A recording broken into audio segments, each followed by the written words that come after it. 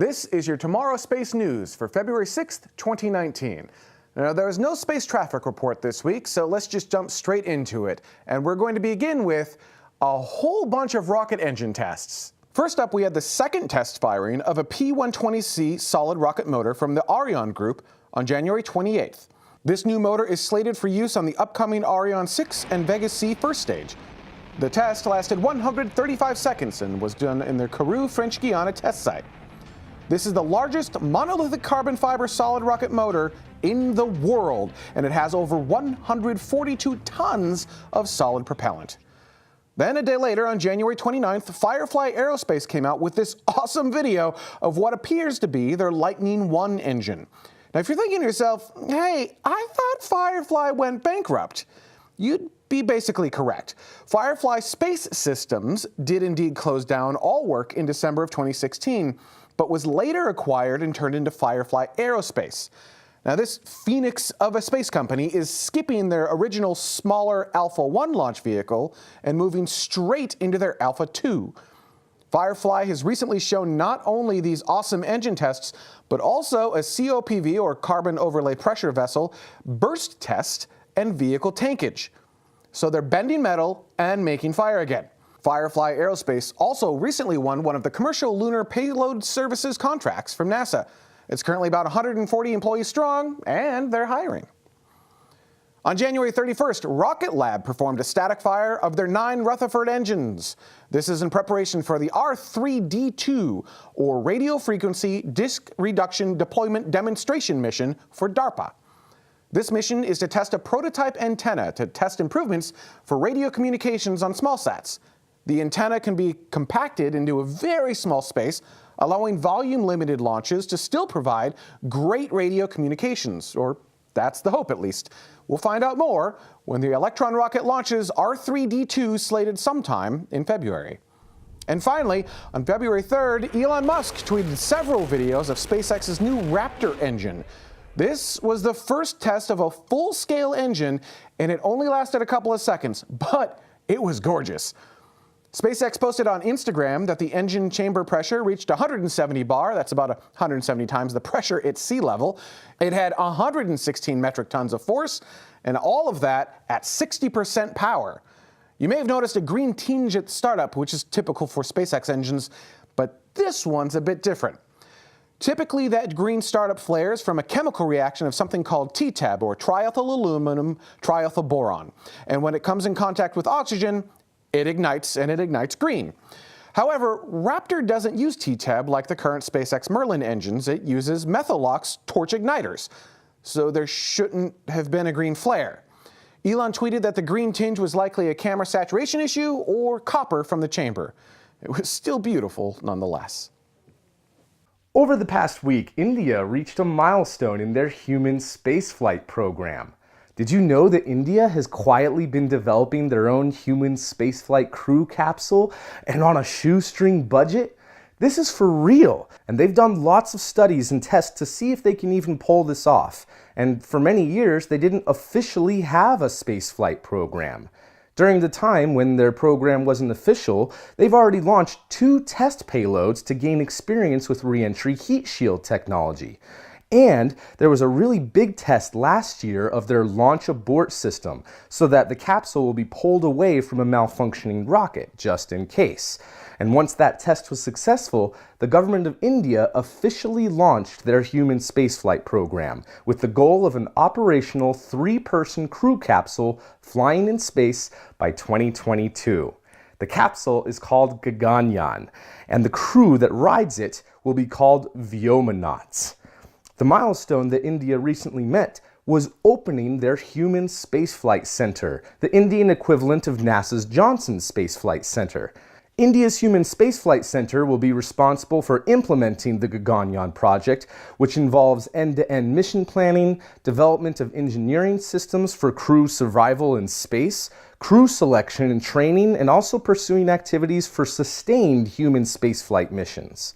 India won't be alone in this effort either. They've already teamed up with the French space agency CNES for their medical expertise and the Russian space agency Roscosmos to have additional training for Vyomonauts in Russia and to help India select their Vyomonauts. With these developments, India looks to be on track to be the fourth nation in history to send people into space, and in just a few years. Now, one thing that may hold their launches back, and all launches in general, is solar weather. And tomorrow is proud to introduce you to Dr. Tamitha Skov, who's bringing us our weekly space weather report. Space weather this week has definitely quieted down from the large solar storm that brought aurora to many parts of the world, including Germany and down to the United States. If we flip to the front side sun, you can see that massive coronal hole that rotated through the Earth strike zone, sending us some fast solar wind and that solar storm. But it is now beginning to wane, and over the next couple days, we should only see aurora around high latitudes. Now, we also have that bright region on the Earth-facing sun on the east limb. Now, if we flip to the back side of the sun, you can still see that region rotating off to Stereo's west limb view. That's about all we have that's going on the backside. After that, it's pretty quiet, so that means there's probably not going to be a lot of activity over the next week. Switching to our moon, this week we are passing through the new moon phase, so you dark sky watchers should be happy. And even as we reach the 9th, the moon will still only be about 15% illuminated, but you have to check your local rise and set times. And now for our Leo, Meo, Geo orbit outlook. We just had that solar storm that has definitely enhanced the radiation belts. You can see the outer zone being enhanced just outside of the MEO orbit, and that is affecting spacecraft charging, especially at MEO and GEO orbits. Taking a closer look at our GEO charging environment, you can see we do have a slight risk for surface charging, but it's isolated mostly in the post-midnight sector. But the real issue is internal charging, and that's due to the solar storm, folks. The solar storm has a tendency to pump up that outer zone and cause some issues. And you can see the internal charging risk is at pretty much all local times, and unfortunately it's probably going to get worse before it gets better until that solar storm completely moves out. So you GEO satellite operators, you may expect a few more anomalies before all this is over. For more space weather details, including ground effects like issues with your GPS or when and where you can see aurora, check out my channel or come visit spaceweatherwoman.com.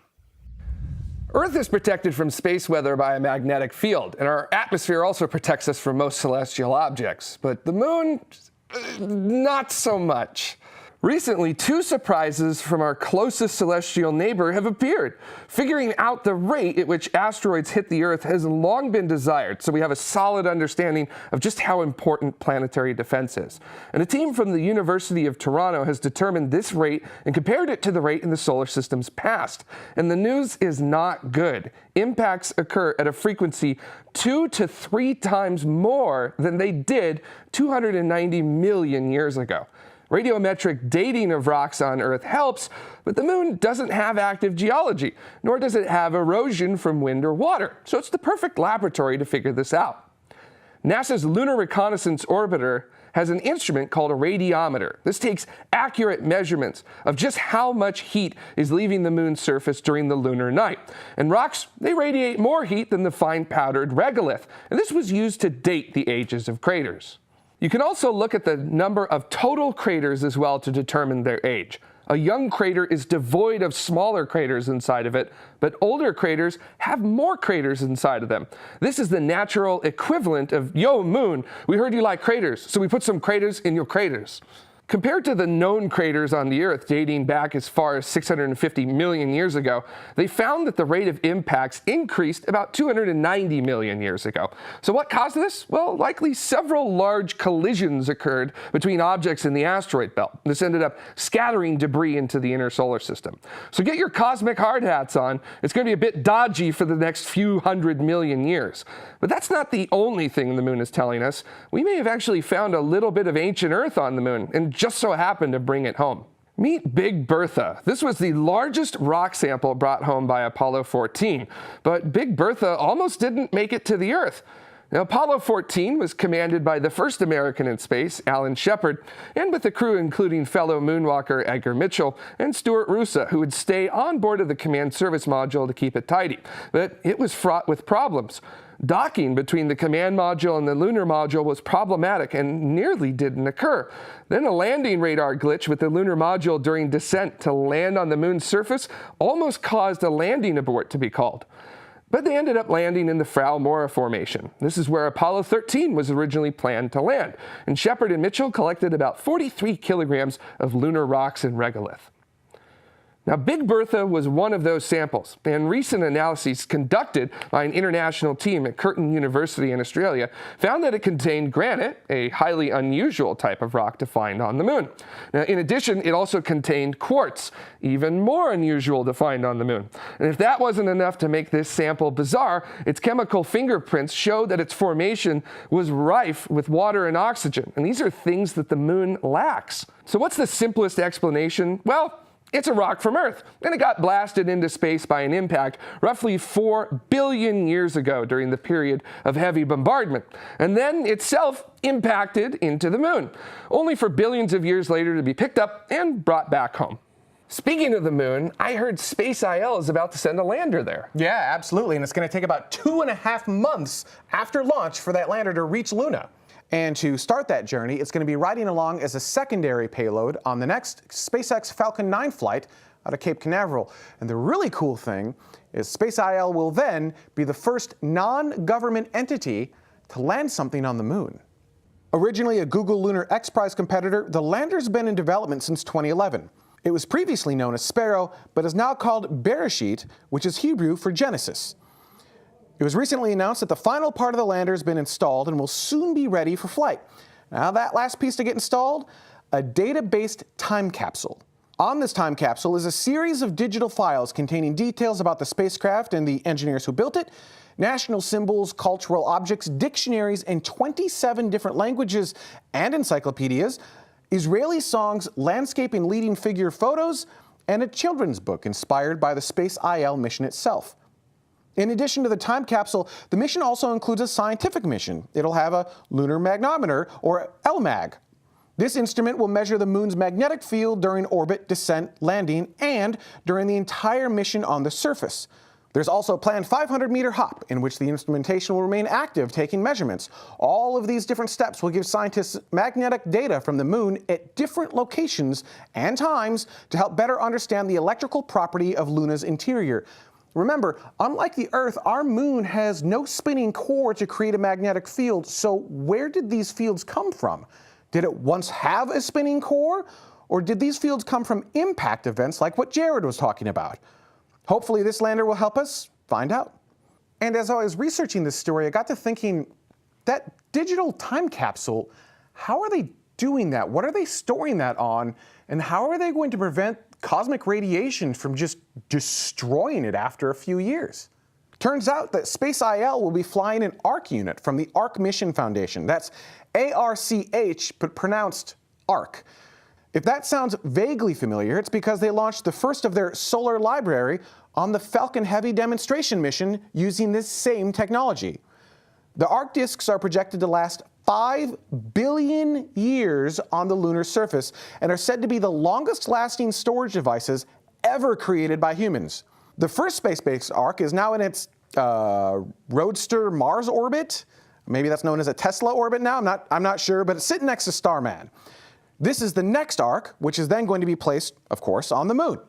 The eventual goal is to create an Encyclopedia Galactica, so to speak, that contains all of the knowledge gathered by humanity. They'll then spread these disks among our solar system to build the largest, most resilient, and most complete offsite backup of human knowledge ever created. And you can look forward to all of that launching the middle of this month. That's our news this week, and we look forward to continuing the conversation with you this weekend during our live show. Unfortunately, due to scheduling conflicts, we needed to move our interview with Lena DeWin, the Deputy Head Administrator for Asgardia, to this coming Saturday, February 9th at 1800 Universal Time. If you didn't know, Asgardia is the first space-based nation, and they even have a flying satellite. If you have questions, make sure to leave them here in the comments below, and we'll pull those forward to our upcoming show. And if you like these shows, like this one, or our live shows, or our science shows, please consider contributing to our Patreon campaign. Head over to patreon.com/TMRO to see rewards, goals. We got a lot of great stuff coming out in 2019, and your support helps us make all this happen. Thank you to everyone for helping make space news a thing. And one last note before we go. A quick vote, actually. I want to know what you thought of the graphic elements that we brought into this particular show, specifically the space weather graphic element. We've also got one that looks like this, which is for space traffic when we actually have launches or departing spacecraft from the space station, or maybe a sample return mission. Do we like these, or do we think they're a little too cheesy and over the top? Which do you prefer? Should we get rid of them and just go back to straight cuts, or should we leave the effects in there? Vote right up over here. Let me know what you think. Love them or hate them. Also, if you're an After Effects designer and wouldn't mind helping us out with those a little bit, we actually want to get rid of the circle around our logo. These were just kind of pre-made effects that were on a marketplace. But when I get rid of the circle, the transition doesn't work quite right. We need to build a different mat for that. So if you're an After Effects designer and wouldn't mind helping us out, shoot me an email, benjamin@tmro.tv. Hopefully it's not too hard, but it is a little bit above my skill level inside of After Effects. Anyhow, thank you guys all so much for watching, and we look forward to talking to you tomorrow.